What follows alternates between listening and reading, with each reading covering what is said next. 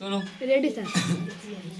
कहता है मैं आकाश की सीमा ऊंचाइयों के अपने पंखों से नाप आया हूं और तुम्हारे बड़ा दुर्भाग्य है कि तुम्हारी जिंदगी भर आकाश में उड़ने का आनंद कभी भी नहीं उठाया होगा। मतलब उससे ताना मार रहा है, ताड़ना मार रहा है कि कभी तू आनंदित किया है आसमान में उड़ने का, है ना। कंपेयर भाई सच बात है, ओकरा पास पंख है तो आसमान में उड़ा होगा। जिसको पास जितनी औकात है उतना उड़ता है, लोग उड़ता है कि नहीं उड़ता है। जिसका जहां पहुंच हो तो उतना पहुंच पाता है ना।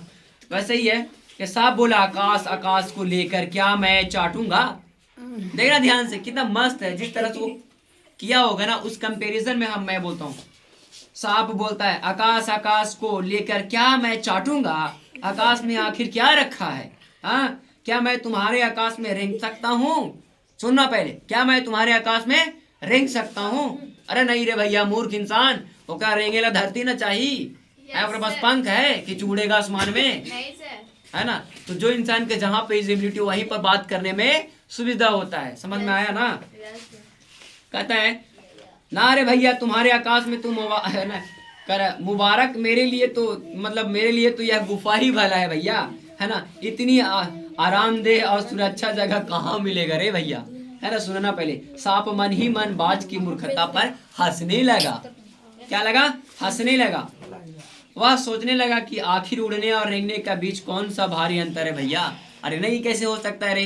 अरे रेंगने के लिए तो रकौची चाहिए, जमीन चाहिए, और उड़ने के लिए उसको आकाश में उसको पंख चाहिए। हाँ सर। और बिना पंख के उड़ जाएगा आकाश में? नहीं सर। नहीं उड़ेगा।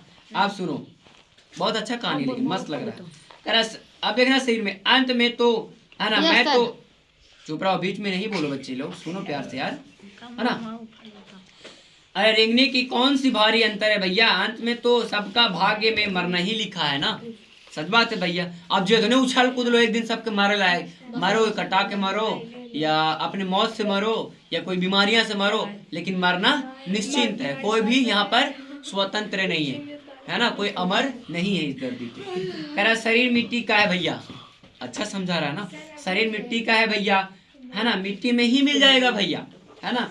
अचानक बाज ने अपनी झुका हुआ सिर ऊपर उठाया और उसकी दृष्टि सांपों को गुफा के चारों ओर घूमने लगा। और चट्टान में, है ना, पड़ी दरारों से पानी गुफा में टपक रहा था और सिलन और अंधेरे में डूबी, है ना, डूबी गुफा में एक भयानक दुर्गंध फैली हुई थी। और करा मानो कई चीज वर्षों से, है ना, फड़ी फड़ी सड़ी गई हो। मतलब पड़ी पड़ी क्या हो गई, सड़ गई हो। अब सुनो बच्चे, देखो अब एक चीज बताते हैं। जब भी कोई टीचर अगर अपना एक शिक्षकता के अनुसार से, अगर डिसिप्लिन के अनुसार से तुम लोग को पढ़ाते हैं तो ध्यान दिया करो सुनने में, है ना। आधा तो मजा लेते हो और यही मजा आगे चल के सजा में गुजर जाता है। इसलिए कॉन्सेंट्रेट में सारा कुछ सही ध्यान, है ना। कराबाज के मुंह में एक बड़ी जोर से करुणा चीख फूट पड़ी और आह, आकाश में सिर्फ एक ही बार आकाश में उड़ पाता। मतलब फिर भी ये कल्पना कर रहा है, मैं काश एक बार आसमान में उड़ पाता, पता। बाज की एक ऐसी अरुण सीख सुनकर सांप कुछ सिपट सिपट सा गया और क्षण के लिए उसके मन में उसका आकाश के प्रति इच्छा पैदा हो गया। और जिसके व्योम में बाज का इतनी बेवकूफ होकर, है ना, झटपट रहा, है ना, झटपटा रहा था। और उसने बाज से कहा, यदि तुम स्वतंत्र हो तो इतनी प्यारी है तो इतनी चट्टान के किनारे से ऊपर क्यों नहीं उड़ जाने का कोशिश करते हो सकते हो, है ना। कहता है तुम्हारे पैरों में तो अभी इतनी ताकत बाकी हो कि तुम्हारे आकाश में उड़ सको। भी वो साफ से, क्या तुम्हारे पैर में इतना ताकत बचा है कि अब आकाश में उड़ सकता है ना। कोशिश करने में क्या हर्ज है भैया। फिर से कह रहा है, बाज में एक नई आशा जागी और वह, है ना, दूनी उत्साह से अपनी घायल शरीर को, है ना, घिसटते हुए चट्टान की ओर किनारे गया और खींच लिया। और खुले आकाश को देखकर उसने आंखों चमक उठी और उसने एक गहरी लंबी सांस ली और अपने पंखों को फैलाकर हवा में उड़ गया, कूद पड़ा। उड़ नहीं गया, कूद पड़ा। मतलब कूदा होगा चाट होकर, पंख घायल होगा तो पानी में नहीं गिरेगा रे। किंतु उसकी चट्टान पंखों में इतनी शक्ति नहीं थी कि, है ना, उसके शरीर का बोझ संभाल सके। पत्थर सा उसका शरीर लुढ़कने हुए नदी में जाकर गिरा। सुनो पहले, एक लहर ने उठकर उसके पंख में जमा खून को भी धो दिया और उसने थके हुए मध्य शरीर को सफेद फिन से ढक दिया और फिर अपने गोद में समेटकर उसे अपने साथ सागर को और ले चल गया। समझ में आया? फिर लहरें चट्टान पर सिर है ना भूनने लगी और मानो बाज की मृत्यु पर आस बाही रही।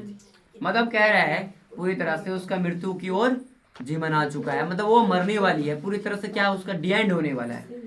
आप देखो जब मृत्यु इंसान को सुनो रे, मृत्यु इंसान को जब नजदीक आता है तो क्या करता है, वो घबराता है, इधर उधर जाएगा, बेचैन हो जाएगा वो, और मरना जहां होगा जहां उसकी निश्चिंत रूप से वो मरने का स्थान लिखा हुआ होगा। अब एक चीज देखना, किसी को हॉस्पिटल में मृत्यु होना होता है, किसी के खाट पे, किसी को चलते चलते, किसी को बोलते बोलते, किसी को खाते खाते, किसी को पानी पीते पीते।